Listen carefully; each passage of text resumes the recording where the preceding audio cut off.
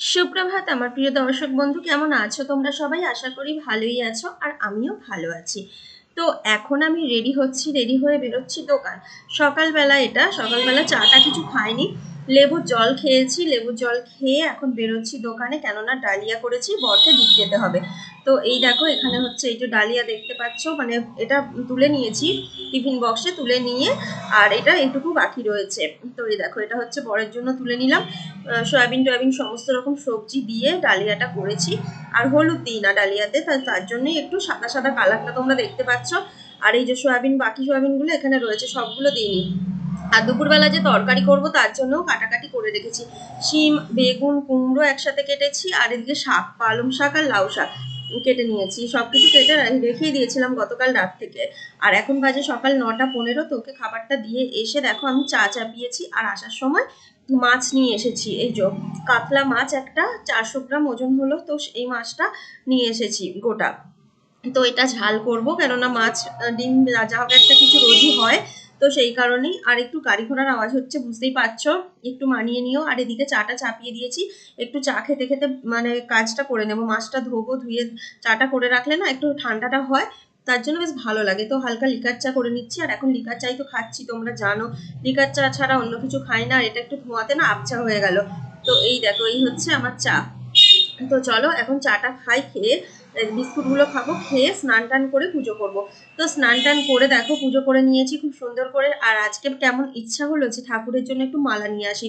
তো সেই কারণে একটু রজনীগন্ধার মালা নিয়ে এলাম। তো বেশি আনিনি, 3টে এনেছিলাম।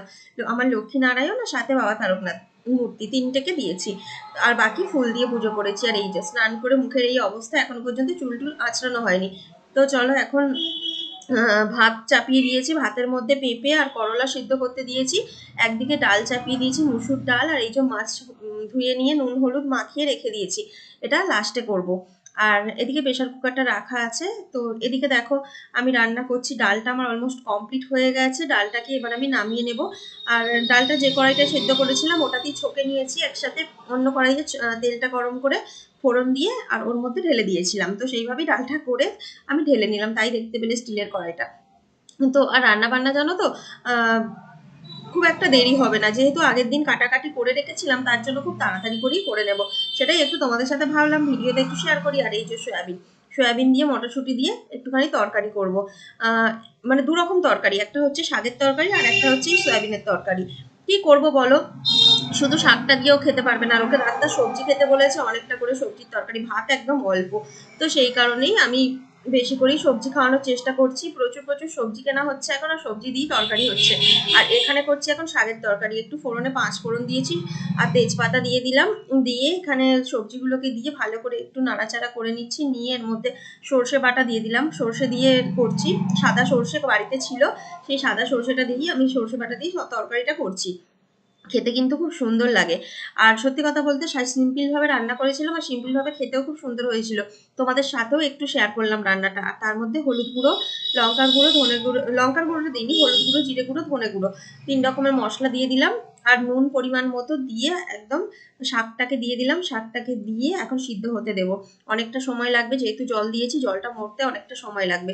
তো এদিকে শাকটা দেখো প্রায় হয়ে এসেছে, যতটুকু জলটা রয়েছে এতটুকু জলটা মারার জন্য যতক্ষণ আমার গ্যাসটা জ্বালিয়ে রাখতে হয় ততক্ষণ জ্বালিয়ে রাখবো। আর চিনি দিচ্ছি না, কেননা ওর চিনি খাওয়া প্রথমত বারণ, দ্বিতীয়ত কুমড়ো আছে যেহেতু চিনিটা দেবো না, এমনিতেই হালকা মিষ্টি হয়ে যাবে।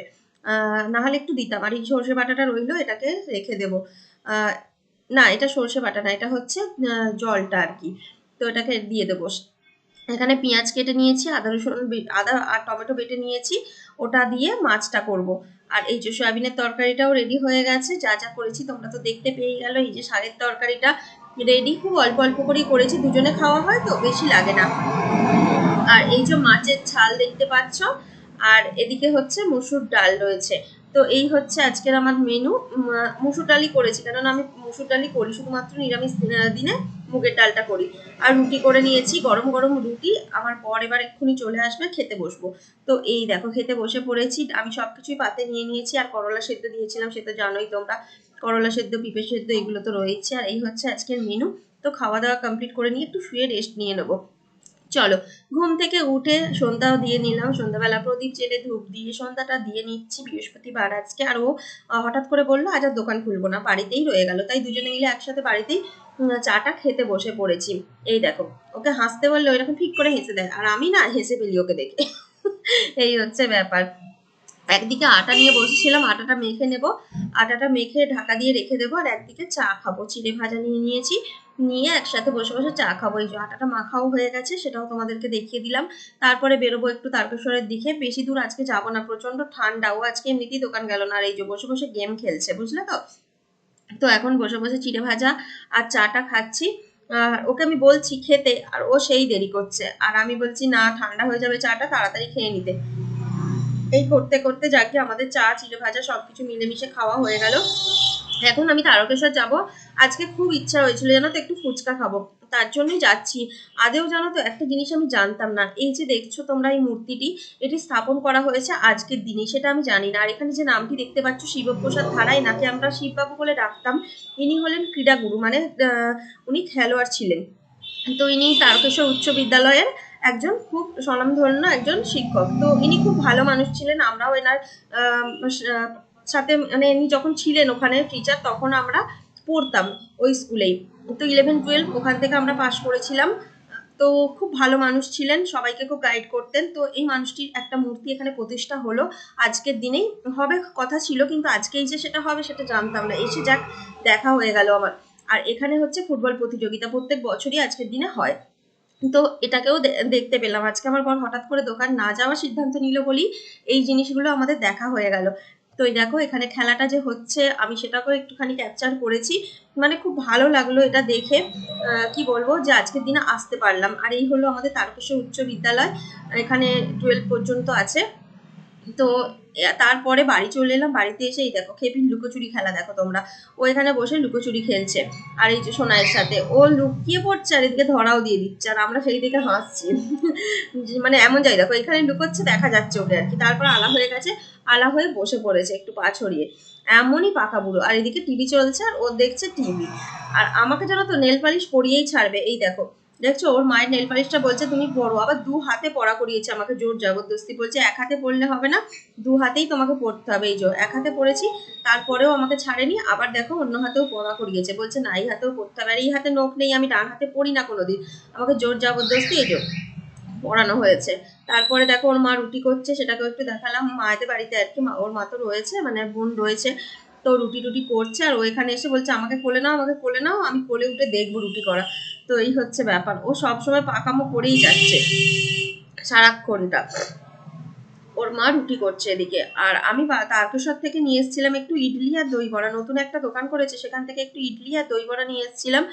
তো খেতে খুব সুন্দর হয়েছিল। আর যদি বলো আমি ওদেরকে কেন দিলাম না, আমি ফোন করে জিজ্ঞাসা করেছিলাম। সোনার মেশো নিয়ে এসেছিল অনেক কিছু, মোগলাই এগরোল এইসব জিনিস নিয়ে এসেছিল, খেয়েছে। মা বললো ওর জন্য কিচ্ছু আনবি না আজকে। তো সেই কারণে কিছুই আজ আর আনিনি। আর এইগুলো খালি আমাদের বাড়ির জন্য নিয়ে এসেছিলাম, মানে আমার জন্য। আমার বর তো খাবে না, আমি জানতাম না ও খাবে না, ওই জন্য একটু বেশি নিয়ে এসেছিলাম। ওকে তাই বলছি, আগে বললে তো ওদেরকেই জোর জবরদস্তি খাইয়ে দিতাম। তো সেটাই ব্যাপার।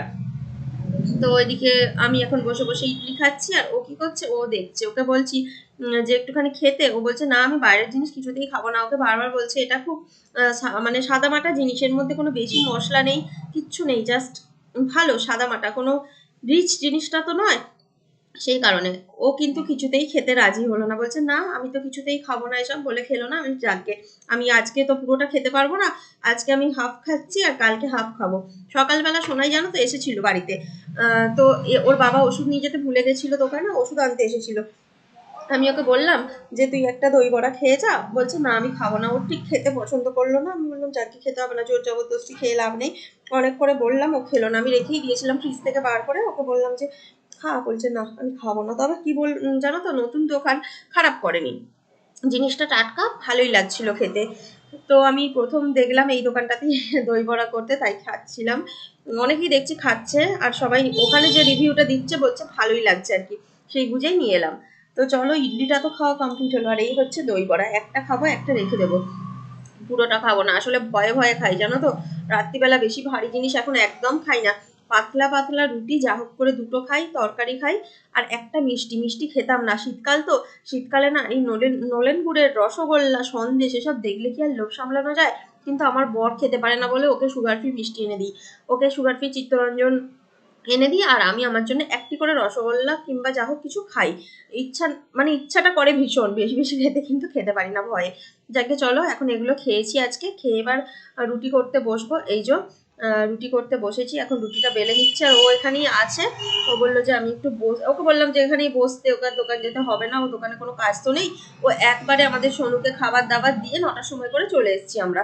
ও একবার গেল প্রেশারটা চেক করতে, প্রেশারটা মাপিয়ে নিয়ে চলে এলাম। তো চলো, এখন আমি আটাটা তো মেখে নিয়েছিলাম আগেই, দেখেছো, এখন রুটিটা বেলে নিয়ে তারপর সেঁকে নেব। আর এদিকে মুসুর ডাল ছিল, যা যা ছিল সেগুলো গরম করলাম, আর একটু বেগুন ভাজা করছি। বেগুনটা যেহেতু মানে ছাঁকা তেলে ভাজা যাবে না, সেজন্য একদম হালকা করে তেল দিয়েছি, অল্প তেলে যা হোক করে বেগুনটা ভাজছি। দেখো তোমরা, তেল দেখতেই পাবে না, এর মধ্যে একটু হালকা করে জল ছিটিয়ে ভেজেছি, খেতে খারাপ লাগেনি, ভালোই লাগছিল। ওকে বললাম যে এইভাবেই খেতে হবে, কিছু করার নেই, এখন তো শরীরটা আগে বুঝতে হবে। তো ও বললো হ্যাঁ সে তো বটেই, বলে ও সেটাই সেইভাবেই চলছে আর কি। তো আমিও সেভাবেই ওকে খাবার দাবার দিই। তবে বেগুন ভাজাটা যে খারাপ হয়েছিল তা নয়, তাও জানো তো মনে হচ্ছিল যেন আমি কোনো আগে কেন বেশি বেশি তেল দিয়ে ভাজতাম, হালকা তেল দিয়ে ভেজে তো ভালোই লাগছে, আগে যে বেশি করে তেল দিয়ে ভাজতাম সেটাই বোধহয় ভুল করতাম। তো এই হচ্ছে ব্যাপার। চলো, এখন আর বেশি দেরি করব না, এবার খাওয়া দাওয়া কমপ্লিট করে নিই, খাওয়া দাওয়া করে ভিডিওটা শেষ করে দেবো। খাওয়ার সময় জানো তো বসে দেখাতে ভুলে গেছি, আর এই হচ্ছে ও সুগার ফ্রি মিষ্টি, দেখতেই পাচ্ছ, আর সবকিছুই খাওয়া হয়ে গেছে, তারপর ভিডিও করছি। সবাইকে গুড নাইট।